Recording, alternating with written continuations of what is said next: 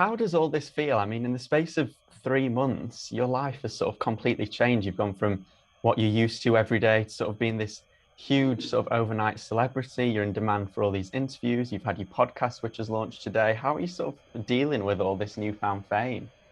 I guess it's an assumption that my life has changed, but I do still do my day job.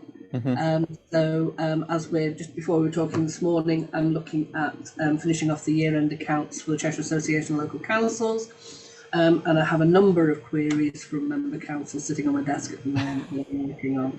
So I guess for me that keeps me very grounded. And kind of interspersed with that is the fun stuff, like talking to yourself. So in that, and of course we're still in lockdown-ish, so my life hasn't really changed that much. It's just kind of had some spice added to it. Maybe it's been enhanced a little bit. Yes. When you look back on that meeting that sort of put you in the spotlight, as it were, when you initially came away from it, you know, when you shut your computer screen off, in the moment, how did you feel? Because obviously for everyone watching, it was sort of a bit chaotic, a bit fun to watch, but I imagine for yourself it was maybe a little bit of an awkward situation to be in. Did you sort of feel relieved when it was over, or did it not really faze you in the moment? I had not expected the hostility that we saw from one of the members particularly, maybe. That's the thing that people don't kind of appreciate, is that the meeting itself took place in the beginning of December. Christmas and everything in the meantime. So by the time it went viral, now I know what viral means. I didn't. You know, we'd kind of moved on a long way from it. After that excitement, it then turns into an ordinary parish council meeting. So that although, you know, emotions were kind of like up here for the start of the meeting, as the meeting goes on, it becomes a very staid affair, talking about things like the local transport plan, all the kind of local things that people are interested in. I'm not local to Handforth, so I'm not interested in any of it.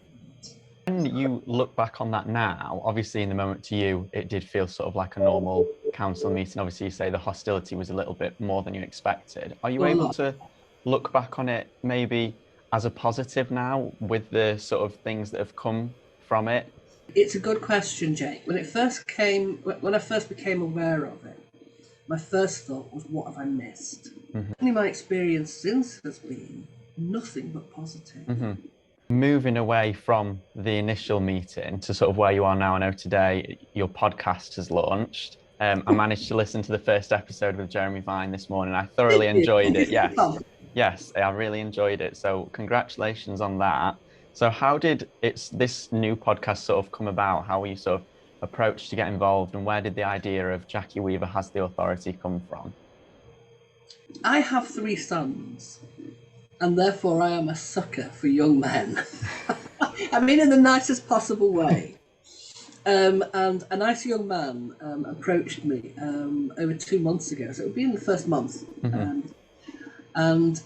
You know, said, I have an idea for a podcast, would you be interested? Now, frankly, I didn't even know what a podcast was. I don't think I've ever looked at one. But it sounded like, he was so keen and enthusiastic about it. It seemed like a really good idea. So I guess it kind of, I don't know, brings out the mum in me that says, oh, well, let's see what we can do with it. Let's give it a go.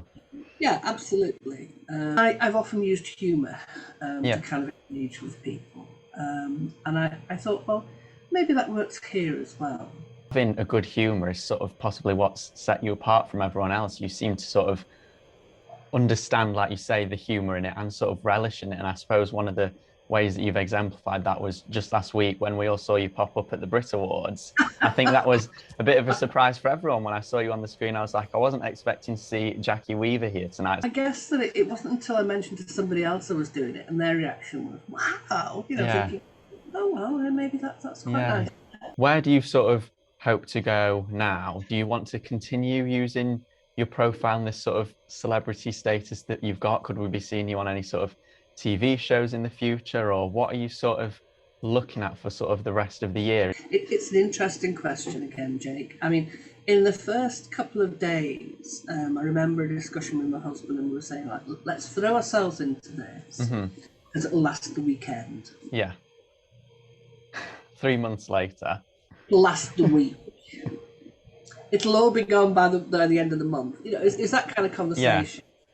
Yeah. And I've kind of approached it on the basis of grasp anything that's on offer because tomorrow it won't be there.